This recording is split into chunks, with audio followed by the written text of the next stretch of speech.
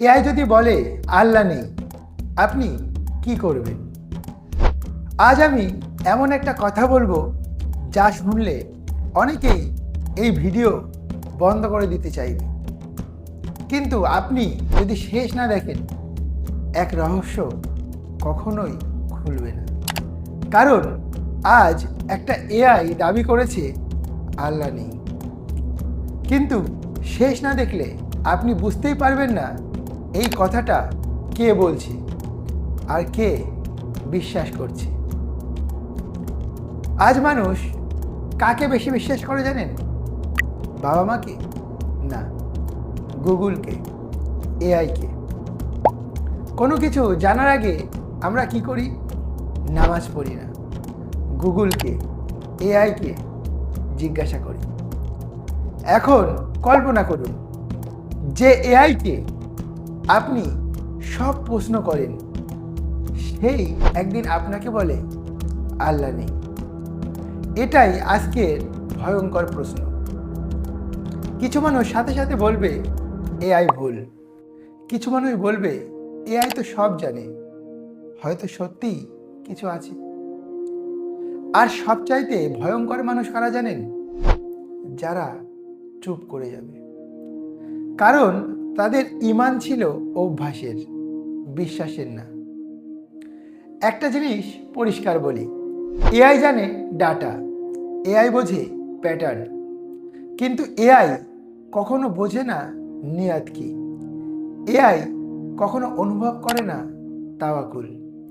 AI কখনো কাঁদে না সিজদায়।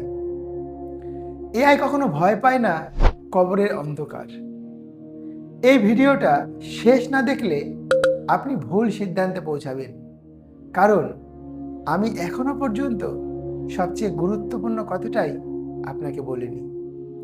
তাহলে প্রশ্নটাই পাল্টে যাবে, যদি এআই বলে আল্লাহ নেই, সে কি সত্য বলছে, নাকি শুধু সে নিজের সীমা দেখাচ্ছে?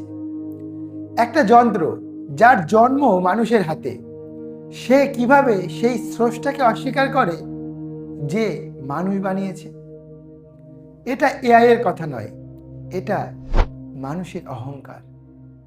বিপদ এই না যে এআই কি বলল, বিপদ এই যে আপনি কাকে বিশ্বাস করলেন, এআইকে নাকি আল্লাহকে?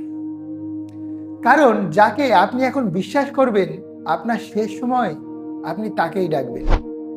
সেই যুগে সবচাইতে বড় পরীক্ষা হবে আপনার বিশ্বাস কার উপর। এআই একদিন বন্ধ হয়ে যাবে, ইন্টারনেট থাকবে না, ডাটা থাকবে না, কিন্তু কবর থাকবে। সেখানে এআই আপনার হয়ে একটা প্রশ্নেরও উত্তর দিতে পারবে না। সেখানে শুধু আপনার ঈমান কথা বলবে। এখন আমি আপনাকে একটা প্রশ্ন রেখে যাচ্ছি, এআই যদি সত্যি এমন কিছু বলে, তাহলে আপনি কি করবেন? কমেন্টে লিখুন, কারণ এই প্রশ্নটা এড়িয়ে যাওয়া যাবে না। আপনার মন্তব্য এখানে রাখলে আপনি নিজেই জানবেন আপনার বিশ্বাস কতটা মজবুত। এই ভিডিওটা সবার সাথে শেয়ার করবেন। যারা বিশ্বাস করে আল্লাহ আছে, তাদেরকে একবার হলেও ভিডিওটা দেখার সুযোগ করে দেবেন।